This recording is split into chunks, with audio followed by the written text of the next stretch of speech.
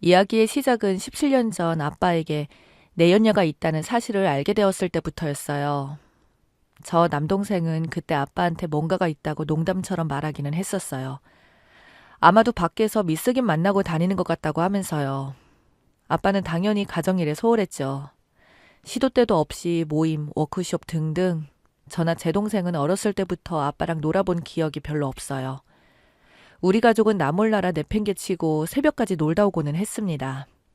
분명 회사에서 휴가가 나올 텐데 휴가 한 번을 안 갔어요. 화이트데이 같은 날에 회사 일을 핑계로 누구를 만나는지 외박을 하고는 했고요. 그때는 아빠가 바쁜 줄로만 알았어요. 그러다 어느 날 우연히 제가 아빠 핸드폰을 몰래 보게 됐어요. 문자도 봤죠. 우연이라고는 하지만 직감 같은 것이 있었어요. 몇 개 수상한 문자가 있더군요. 그 중에서 중성적인 이름의 상대의 문자를 눌렀는데 손이 벌벌 떨리더라고요. 자기야 잘 자. 내일 봐. 나도 자기 사랑해. 그리고 식구들한테 안 걸리게 항상 조심하고. 그런 문자를 보면 화가 날 줄 알았는데 예상외로 눈물이 나왔어요. 배신감 때문이었을 겁니다. 항상 집에서 외로이 있는 엄마가 너무 불쌍하고 안쓰러웠어요. 아빠에게 홀대받는 엄마의 모습을 보는 것이 마음이 아팠어요. 아가씨였을 때 우리 엄마도 모델 뺨치게 이뻤어요. 세상 모든 여자들 이쁠 때가 있잖아요. 꽃 같았을 거예요. 양심 없는 아빠를 만나서 마음고생하는 우리 엄마가 정말 불쌍했어요. 거기다 생각해보니 아빠는 엄마를 부를 때 임마, 임마 했어요. 와이프한테 임마라고 부르는 사람이 세상에 어디 있나요? 그 문자를 봤을 때는 진심 안방으로 뛰쳐 들어가서 아빠 머리카락을 가차없이 뽑아버리고 싶었지만 그때 엄마에게 알리지 않고 제가 해결할 수 있는 방법이 없는지 고민했어요. 알고 있는 건 아빠 내연녀의 번호밖에 없어서 직접 전화를 해서 이야기를 할까도 생각했었고 아니면 찾아가서 유부남이랑 바람 핀다고 소문나게 하고 싶었어요. 아빠 회사에도 소문을 내버릴까 고민했죠. 사실 실직을 하든 상관없었으니까요. 하지만 우리 엄마를 생각하면 그렇게 하는 행동은 상처가 될까봐 당시에는 이러지도 저러지도 못했습니다. 일이 이렇게 되려고 한 건지 문자를 보고 며칠이 지난 어느 날 저녁에 아빠에게 전화가 왔어요. 엄마가 전화를 안 받아 그런다며 중요한 술자리가 있어서 오늘 늦게 들어가니까 그렇게 알으라고 했어요. 전화를 끊으려고 하는데 수화기 너머로 모르는 여자의 목소리가 들렸는데 직감적으로 이상하다고 생각해서 녹음 버튼을 누르고 가만히 숨죽이고 기다렸어요. 아니나 다를까 아빠와 어떤 여자의 목소리가 들렸어요. 무슨 기념일을 계산한다면서요. 둘은 연락처 주고받고 5월부터 즐겼다며 그게 아빠와 내연녀 둘이 얘기하는 것을 처음 듣게 된 거였어요. 자기들끼리 희희낙낙하는 소리가 들리더라고요. 이 모텔은 커피가 어쩌고저쩌고 하면서 좀 길게 이런 얘기를 하면서 저번에 야근 뻥치고 그 여자 데려다주고 시간 맞춰서 집에 들어가는 게 너무 힘들었다. 뭐 그런 얘기들이었어요. 아빠가 아는지 모르는지 잠시 뒤 전화가 끊겼고요. 엄마에게 말할지 말지 고민하다가 심증이 아닌 물증을 잡았으니 말해야 한다고 생각하고 엄마에게 녹음된 내용을 들려줬습니다. 엄마의 표정은 열받은 표정이 아니라 뭔가 멍한 표정이었어요. 그때는 몰랐지만 지금 생각해보면 제가 그 전에 알고 있었으면 엄마는 진즉에 알고 있었을 것 같아요. 아빠가 새벽 출근을 하면서 회사에 일찍 나가봐야 한다고 며칠씩 일찍 나갔었는데 알고 보니 그 여자 픽업도 여러 번 했고 출장 핑계로 여행도 갔더군요. 아빠는 늘상 거짓말을 하고 다니는 거예요. 그 시간에 엄마는 남동생이 아파서 여기저기 병원을 다니느라 바빴던 적도 있는데 녹음된 내용을 듣고 엄마는 정신줄 놓고 있어요. 그 여자에 대해 알아보니 34살이던데 나이도 먹을 만큼 먹은 것 같은데 어떻게 그럴 수 있는지. 그 내연녀 지금은 잠잠한데 우리 집은 이렇게 폭탄 맞은 거 알고 있을까요? 그날 밤 엄마는 아빠에게 애들한테까지 이렇게 하면서 이제 더는 못 산다고 하면서 이혼하자고 했어요. 그 자리에서 아빠는 큰 소리를 치면서 남자가 실수할 수도 있지 그런 거 가지고 야밤에 여자가 큰 소리를 내냐고 하는 거예요. 열받은 엄마가 그 여자한테 전화한다고 하니 그 집에 알려서 양쪽 다 파토나서 좋을 게 뭐가 있냐며 끝까지 못하게 하더라고요. 그러면서 또 마음이 변했는지 여자가 지긋지긋해서 못 살겠다며 다음 주 월요일 쉴 테니 그냥 이혼하자고 했어요. 이래저래 털리느니 그냥 이혼하겠다고 자기는 잘하고 싶고 용서 구하고 100번, 1000번 잘못했지만 사람이라는 게 누구나 실수할 수 있는데 엄마가 이러니 답답해서 못 살겠다는 둥 뻘소리를 하더라고요. 끝까지 엄마가 잘못한 것처럼. 그리고 며칠 후 아빠는 집을 나갔어요. 나중에 엄마한테 들으니 아빠가 바람을 핀 것이 한두 번이 아니고 이 여자 저 여자 만나고 다녔고 자식 있으니 참고 살았는데 아빠가 결국 일을 냈다네요. 그때 그 여자랑 만나서 살림 차리고 우리 집이랑 완전 인연이 끊어졌어요. 연락이 되어야 엄마랑 이혼이라도 할 텐데 무슨 심보인지 그냥 잠수였어요. 그렇게 우리는 아빠라는 존재를 부정하며 세 식구 힘들어도 나름 행복하게 살았죠. 저희 엄마는 모래 환갑이에요. 무능력한 아빠 덕에 그 전에도 경제적으로 힘들었어요. 엄마가 정말 열심히 일하셔서 금전적으로는 더 힘들어지지 않았지만요. 새벽에 시장에서 반찬 가게에서 일을 하셨고 오후에는 목욕탕에서 일을 하셨어요. 저는 중학생이었고 동생은 초등학생이었거든요. 엄마는 쉬는 날이면 저희한테 무언가 부족하게 키워서 미안하다며 놀이공원 전시회 등을 데리고 다녔어요. 아빠 없이 자란 티나지 않게 하려고 부단히 애를 쓰셨습니다. 저도 고등학생 때부터 편의점에서 엄마 모르게 알바를 했어요. 엄마는 돈 버는 일보다 공부가 중요하다며 알바하는 걸 엄청 반대하셨거든요. 그래도 제 입장에서 제 용돈은 제가 벌어야 한다고 생각했어요. 외할머니, 외할아버지가 자주 오셨는데 용돈도 주시고 많이 도와주셨어요. 저와 동생 대학에 입학했을 때부터는 친할아버지가 등록금을 조금씩 도와주셨어요. 가끔 오시면 엄마에게 미안하다고 하시면서 봉투를 놓고 가시기도 했고요.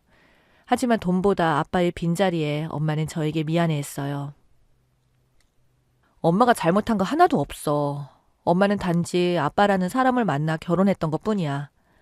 그런 아빠와 계속 같이 사느니 차라리 없는 지금이 더 행복해. 아빠 없어도 나와 동생 엄마가 잘 키우고 있고 엄마 고생한 거 우리도 알고 하늘도 알 거야. 그러니까 우리한테 미안하다는 생각하지 마. 엄마는 언제나 우리를 위해 최선을 다하고 있다고 말씀드렸지만 그게 엄마한테 위로가 되었을까요? 그 많은 세월 묵묵히 힘들게 저희를 키워주신 엄마였어요. 그렇게 힘든 엄마의 마음을 어루만지기에는 엄마의 상처가 깊었던 것 같아요.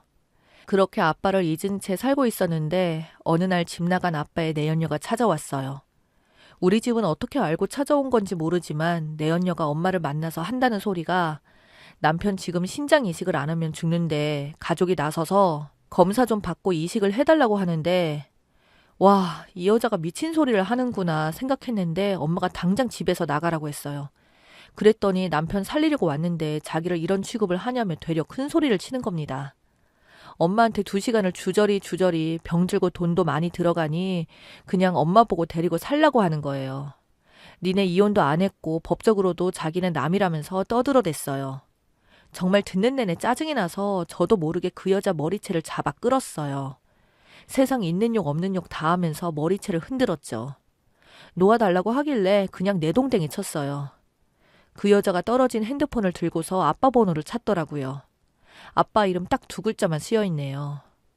바로 전화를 걸었더니 몇 번 울리고 받더라고요. 아빠 목소리에 저도 모르게 반응을 했어요. 당신이 보낸 이 땡땡년이 여기 자빠져 있네. 무슨 생각을 하고 찾아왔는지 모르지만 당신 아프니까 신장 내놓으라고 하면 우리 가족이 순순히 내놓을 줄 알았어? 당신은 이제 우리한테 없는 사람이야. 죽을 병이면 그냥 조용히 사라져. 여자도 당신 버리겠다고 우리 보고 말하더라. 도대체 얼마나 그지같이 살았길래. 당신이 길바닥에서 어떻게 돼도 우리는 관심 없으니까 당신 때문에 우리가 받은 고통을 생각하면 열불나지만 어차피 죽는 거 조용히 가. 우리한테 찝쩍거리지 말고. 라고 말하고 핸드폰을 던져버렸어요. 그랬더니 그 여자가 벌벌 떨면서 뭐라고 혼잣말을 하는데 자기가 들었던 딸이 아니라고 중얼거리더라고요. 아빠 바람나서 엄마 저와 동생을 버리고 떠나지만 않았어도 이렇게 너저분한 말들을 했겠어요. 그 여자가 말한 것처럼 내성적이니 큰소리 못하는 사람으로 살아가고 있었을 거예요. 하지만 제가 이렇게 광분하는 이유가 우리를 버리고 떠난 아빠 때문인 거예요. 그렇게 말하는 그 여자도 제정신으로 찾아와서 그딴 소리를 하나 싶었어요. 가족이요? 가족 좋아하시네. 우리가 무슨 가족인 건지 그렇게 힘들게 살 때 아버지라는 사람이 우리한테 뭐 하나라도 해준 적도 없고 관심 없이 살았는데 아니면 그걸 덮을 만한 어린 시절 추억이 있나요? 맨날 바람 피러 나가서 빚 얻어가지고 살다가 죽을 만큼 아프니까 이제 와서 신장 떼어달라는 게 그게 아버지인 건지. 그 여자가 제가 던진 핸드폰을 들고 돌아서자 엄마도 가슴 쪽에서 무언가 올라온 건지 다시는 찾아오지 말라고, 죽이 되든 밥이 되든 니들 알아서 살라고 하라고 하고 그 여자를 내동댕이 쳤네요. 쫓아가서 아빠랑 그 여자를 아주 동네에서 얼굴도 못 들고 다니게 질질 끌고 다니고 싶을 정도였어요. 그렇게 분을 삭히고 있는데 모르는 번호로 전화가 와서 받았더니 아빠야. 아니다, 아니다, 이건 정말 아니다 싶어서 어디냐고 물었더니 병원이라네요. 심장이 안 좋아 계속된 투석 덕에 몸이 많이 약해졌답니다. 병원으로 가서 그 사람을 만났어요. 만나면 정말 다 뒤집어 엎고 싶었는데 증오가 심해지니 사람이 차가워지더라고요. 병실에는 환자들이 있어서 얘기를 할 수밖에 없어 휠체어를 끌고 밖으로 나갔어요. 그리고 조용히 얘기를 했어요. 저번에 전화로 얘기했는데 못 알아들은 것 같아서 직접 왔어. 아빠는 사람이 아닌 것 같아 알고 있지. 사람답게 산다는 거 사람한테 당연한 권리잖아. 지금 딱 맞게 살고 있네. 당신이 어떻게 되던 어떻게 살던 관심 없었고 지금도 관심 없어. 우리한테 한 짓이 뭔데? 그래도 사람이고 염치가 있으면 엄마한테 손을 뻗지는 말았어야지. 머리라는 게 있다면 생각이라는 걸 할 텐데 어떻게 자기 아프다고 신장을 달라고 여자를 보내? 또 그 말을 듣고 찾아온 그 여자도 당신이랑 똑같다. 그치? 이제 와서 아버지 자리? 지나가던 개가 웃겠어. 당신 꼴을 보니 한 가지 바람이 생기기는 하네. 병들었다고 빨리 죽지 말고 이승에서 고통받으면서 살으라고. 대신 우리한테 연락하지 말고 더 늙고 병들어서 처절하게 한번 살아봐. 그렇게 휠체어를 그 자리에 두고 뒤돌아서서 나오는데 정말 간절했는지 뒤에서 제 이름을 몇 번을 부르는 겁니다. 그냥 못 들은 척 병원을 나왔어요. 아빠가 없는 17년 동안 아빠를 원망도 하고 보고도 싶었지만 참고 또 참고 살 수 있었던 것은 사랑하는 우리 엄마 때문이었어요. 물론 엄마도 그랬겠죠. 이제 좀 편하게 사시라고 하는데 그 여자까지 보내서 이렇게 찾아온다는 생각에 손도 덜덜 떨리고 심장도 진정이 안 될 정도로 흥분이 가라앉지 않았는데 이런 일이 있고 아빠를 보고 나니 살면서 언젠가 했어야 할 이야기를 할 수 있어서 속도 후련합니다. 엄마도 저도 동생도 아빠에 대한 아련한 미련 같은 게 마음에 있었는데 훌훌 털고 다시 잘 살아보자고 다짐했습니다.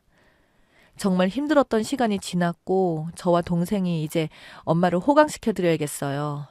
오랫동안 속에서 무언가가 묵혔던 것이 싹 사라진 것 같아서 마음이 가벼운데 뭔가 그 자리가 허전한 듯도 해서 누군가에게 얘기를 해보고 싶었습니다. 글이 길어졌네요. 긴 글을 읽어주셔서 감사해요. 항상 행복하세요.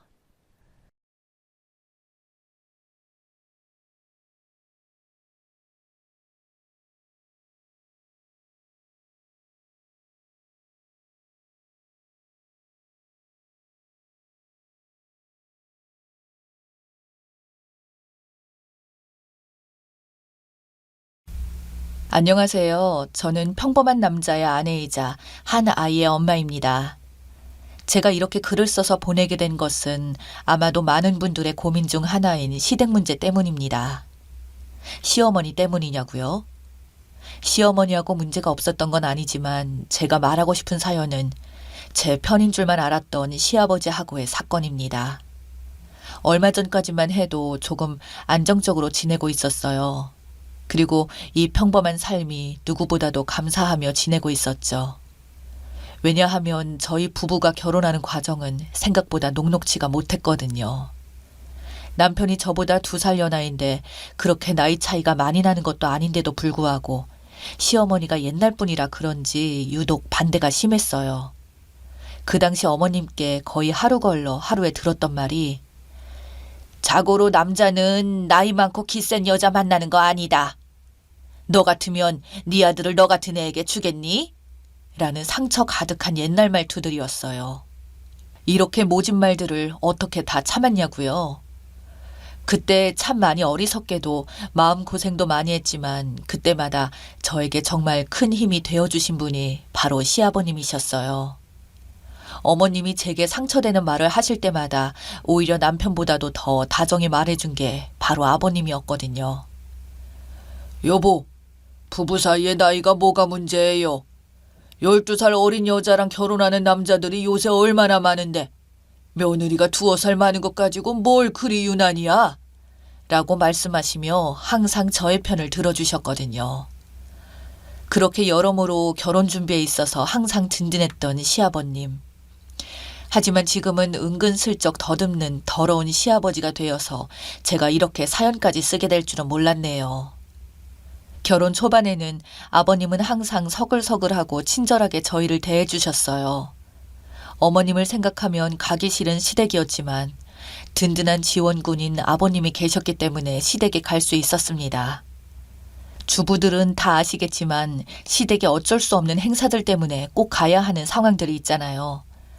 크고 작은 일로 시댁에 방문하게 되면 아무래도 어머님 눈치를 안 볼 수가 없는데 그럴 때마다 아버님은 화제도 돌려주시고 제 편을 들어주시며 눈치를 덜 보게 해주셨어요. 예를 들어 제가 어쩌다 좀 피곤한 얼굴로 시댁에 간 날은 어머님은 그렇게 피곤한 티를 팍팍 내야 속이 시원하냐며 아무리 그래도 여자가 어느 정도는 깔끔하게 다녀야지 결혼하면 그렇게 신경 안 써도 되는 거냐는 말도 스스럼 없이 하는 분이셨거든요. 특히 이런 멘트들은 이상하게 남편이 없을 때 더 하셨었죠. 참 섭섭하고 속상했지만 불행인지 다행인지 어머님의 그런 태도들도 점점 익숙해지더군요. 사실 그럴 때마다 아버님이 많이 나서주신 게 큰 도움이 되었고요. 한 번은 어머님에게 이제 우리 가족이 된 사람인데 내가 듣는 앞에서 며느리한테 또 그렇게 말하다가는 당신도 나 못 보는 줄 알아! 라고 강경하게 말해주신 적도 있어서 어머님 역시 많이 변하시기도 했어요. 아버님과 저는 같은 취미가 있어서인지 더욱 말도 잘 통했어요. 그 취미는 바로 등산이었는데요. 시어머니와 저희 남편은 등산에 등만 들어도 고개를 절레절레 할 정도로 좋아하지 않아서 항상 혼자 등산을 하거나 친구들과 가고는 했는데 알고 보니 아버님도 마찬가지였다고 하시더라고요. 항상 저의 버팀목이 되어주신 아버님에게 감사하기도 하고 더 잘하고 싶은 마음에 가끔씩 아버님이 좋아하는 등산을 같이 다니면 되겠다 싶어서 참으로 좋아했어요. 하지만 결혼하고 나서 바로 아이를 갖는 바람에 임신과 출산을 겪었죠. 1년 뒤에서야 처음으로 아버님과 등산에 갈 수 있었어요. 하지만 지나고 보니 그 첫 등산은 아버님과 제가 단둘이 있게 된 첫 번째 상황이기도 했고요. 사람이 여럿이서 있을 때는 보이는 모습과 1대1로 있을 때 보이는 모습은 누구나 조금씩 다르잖아요. 저는 이때 아버님의 진짜 본 모습을 처음으로 보게 된 것이었죠. 시댁 바로 근처에 치악산이 있어요. 관광 명소로도 워낙 유명한 산이기도 하고 제가 가보지도 못했던 산이기도 해서 시댁 근처에 가서 편하게 모시고 가기 딱일 것 같아서 아버님과의 첫 등산지를 이곳으로 정하게 되었죠. 너무나 오랜만에 하는 취미 생활인지라 전날 밤은 물론이고 새벽부터 눈이 자동으로 떨어져서 이것저것 야무지게 챙긴 뒤 설레는 마음으로 아버님을 모시러 갔던 기억이 나요. 그런데 시댁 앞에서 제 차에 올라타신 시아버지는 출발하자마자 뭔가 평소와는 다른 기류를 풍기고 계시더라고요. 표현하기는 어렵지만 뭔가 확실히 다른 느낌이었어요.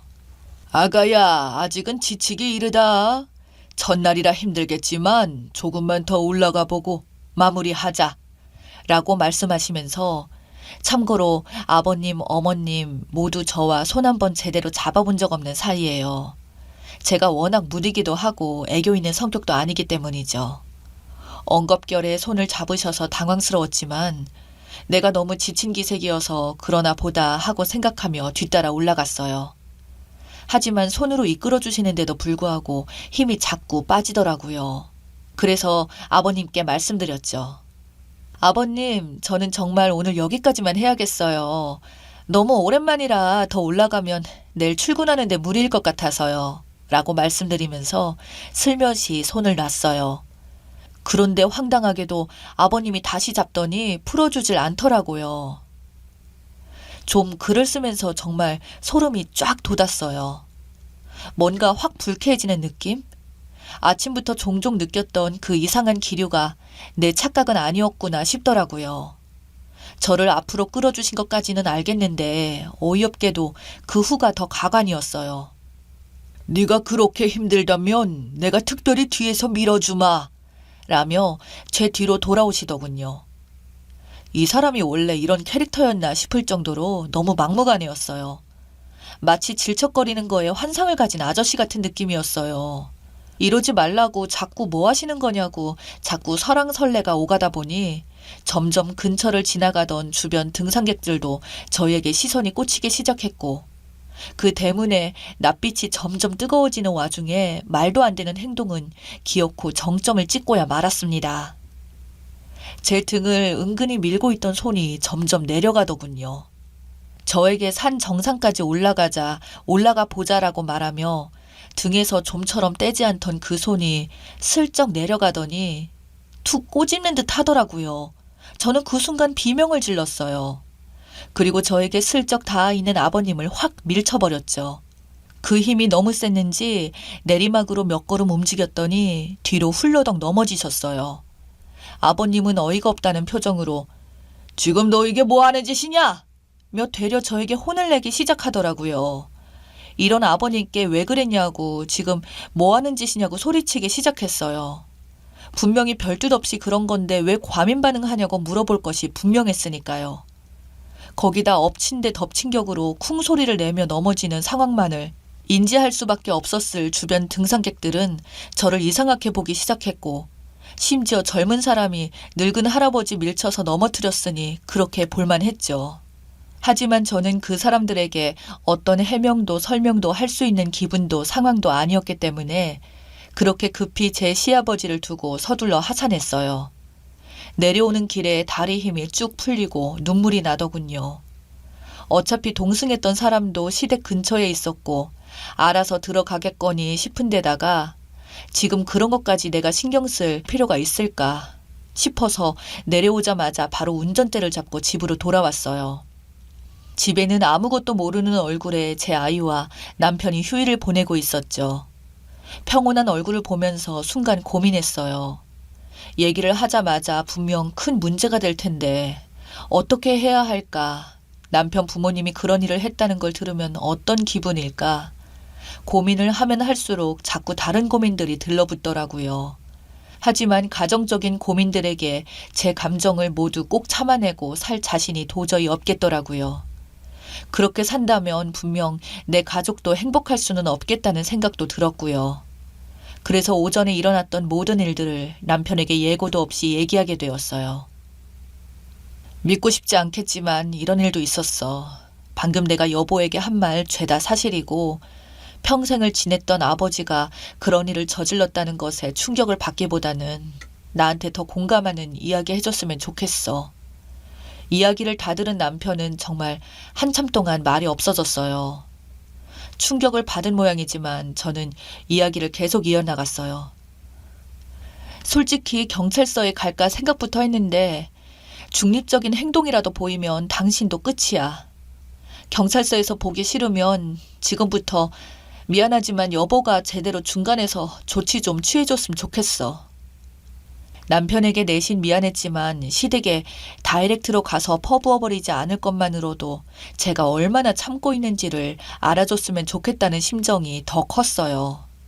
남편은 제 이야기를 모두 듣고 한참을 생각에 잠겨 있다가 호련히 혼자서 시댁을 찾아가더군요. 그리고 밤이 늦도록 아무 소식이 없다가 새벽이 다 되어서 집으로 돌아왔어요. 제가 몇 번이고 물었는데도 불구하고 시댁에서 무슨 일이 있었는지, 무슨 이야기를 나누었는지는 저에게 말해주지 않더라고요. 하지만 다음 날부터는 확실해진 건 그날을 기점으로 저와 남편 모두 시댁과의 모든 소통을 끊었다는 거죠. 그것만 보아도 남편이 시댁에서 긍정적인 대화를 나누지 못했다는 건 분명했죠. 무슨 말을 어떻게 나누고 왔는지는 알 수 없지만 이렇게 속 시원하게 시댁과 단절해준 남편 덕분에 더 큰일 만들지 않고 저도 맘 편하게 지내고 있어요. 본인에게 직접 일어난 일이 아닌지라 가족과의 인연을 당장 끊어내는 것이 쉽지는 않은 일이었을 텐데 내심 고맙더라고요. 남편은 어쩌면 더 이상 제 마음이 다치지 않았으면 좋겠다는 마음에 시댁에서의 대화를 얘기해주지 않을 것 같아서요.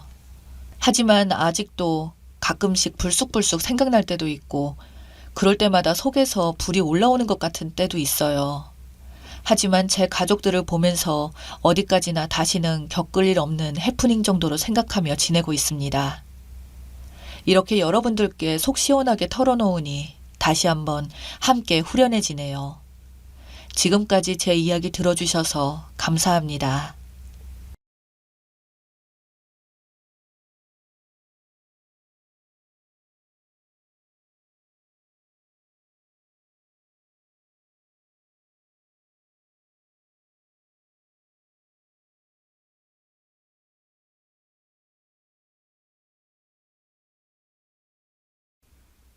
안녕하세요. 올해 30대 되는 여자고요. 남친과는 동갑입니다. 2년 만난 남자친구와 결혼 이야기가 오가는 와중에 장거리 연애고 저는 개인 사업 중인데 이번에 완전 불황의 직격탄을 맞았어요.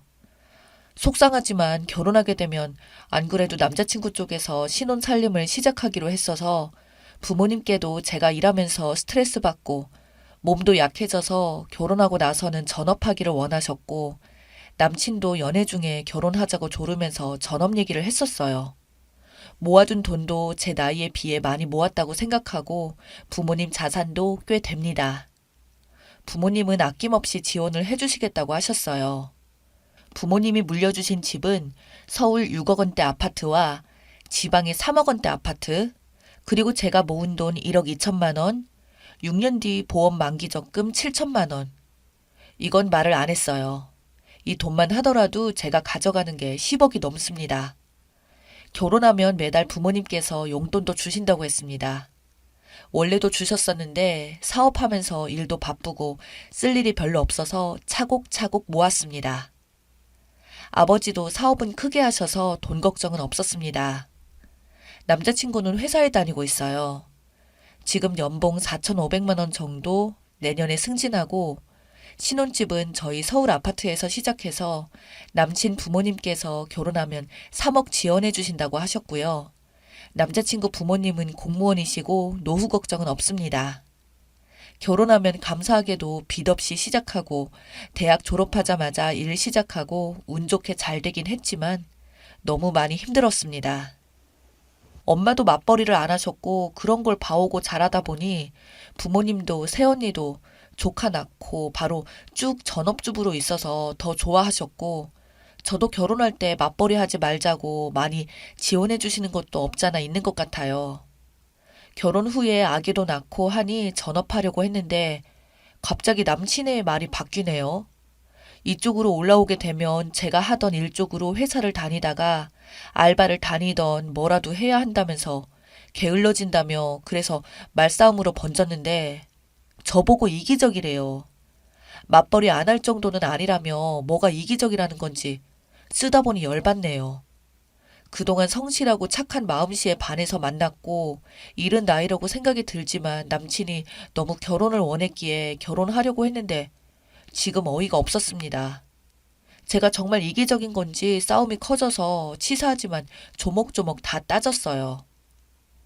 뭐가 이기적이고 뭐가 게으르다는 건지 모르겠어. 솔직히 결혼할 여건이 안 되어서 일하는 여자들 많은 거고 일하는 게 적성에 맞는 사람도 있는 거고 안 맞는 사람도 있는 건데 내가 여지껏 열심히 일해서 좀 쉬고 싶은 거지.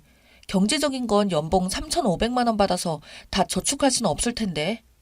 내 경우는 그거 고스란히 가져오는 걸로 계산해도 20년 동안 연금 탈 거 미리 목돈으로 가져오는 거야.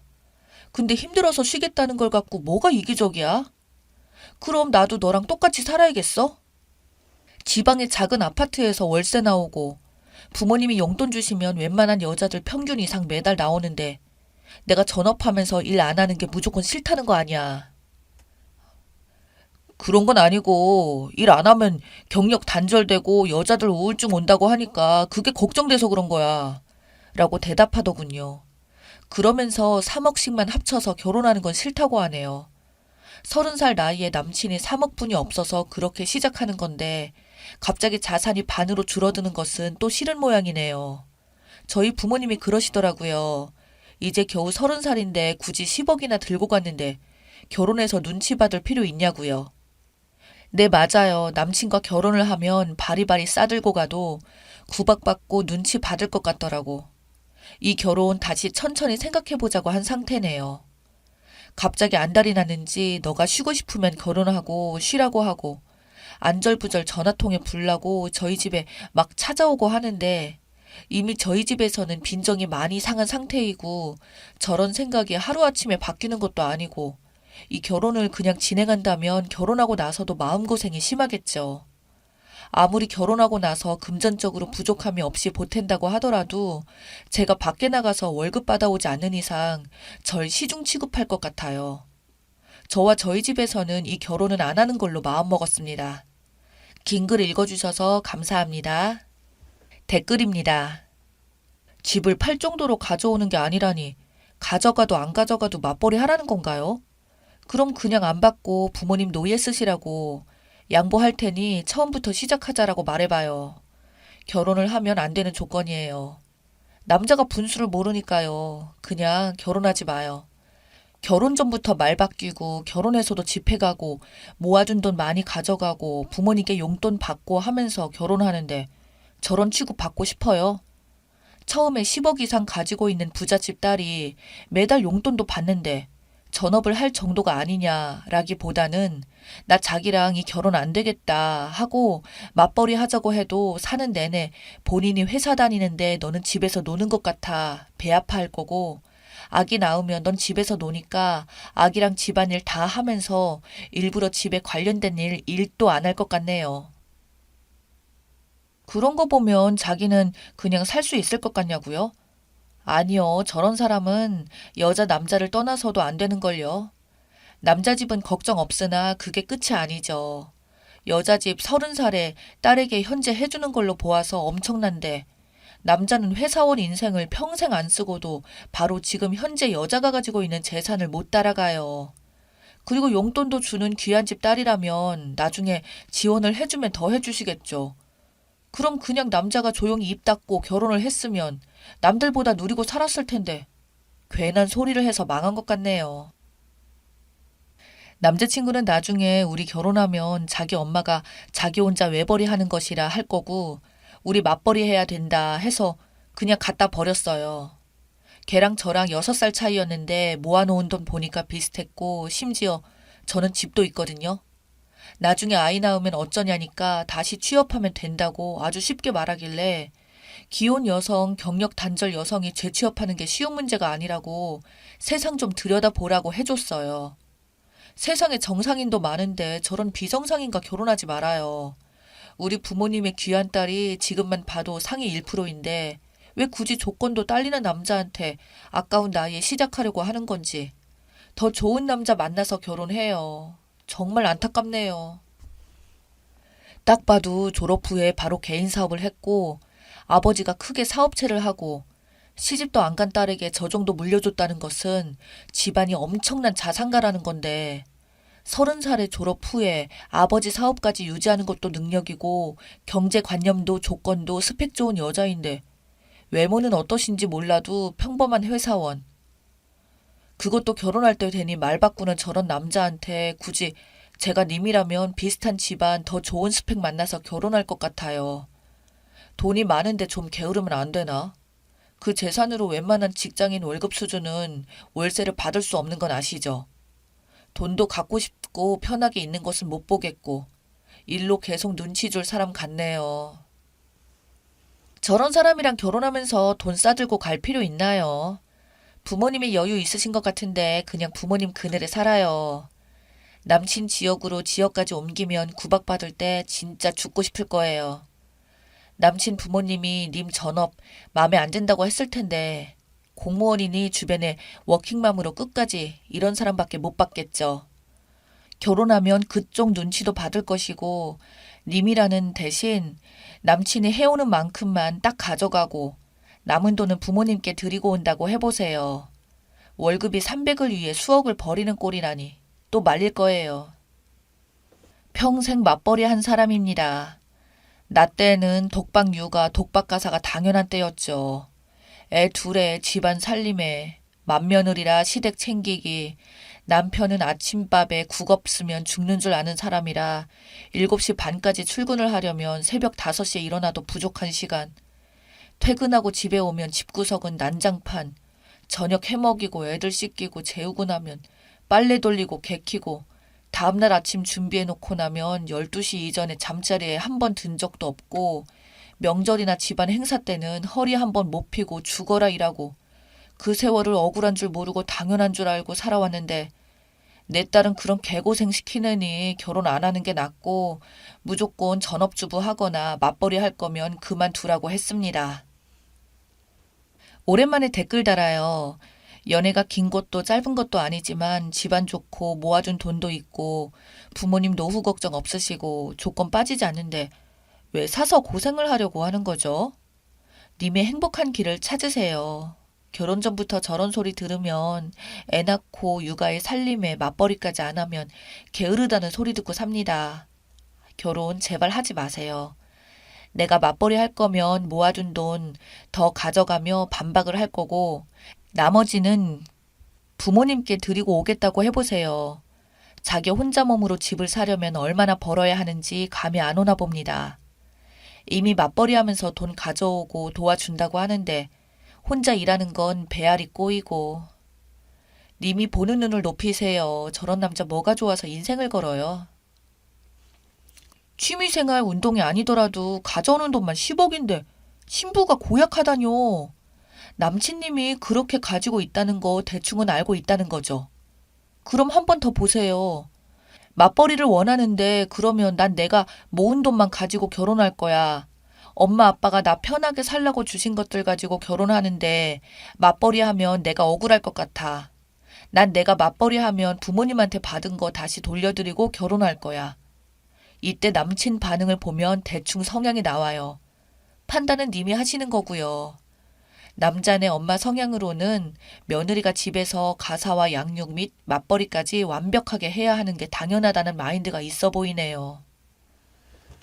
님이 전업으로 결혼을 시작하겠다라고 해도 남편과 시부모님은 네 남편이 벌어다 주는 돈으로 노는 여자를 인식할 것이고 밖에서 돈 버는 남편 대신 집안일과 아이 양육이나 시댁 각종 심부름에 5분 대기조 마냥 부르거나 시키면 다 해야 한다고 생각할 것 같아요.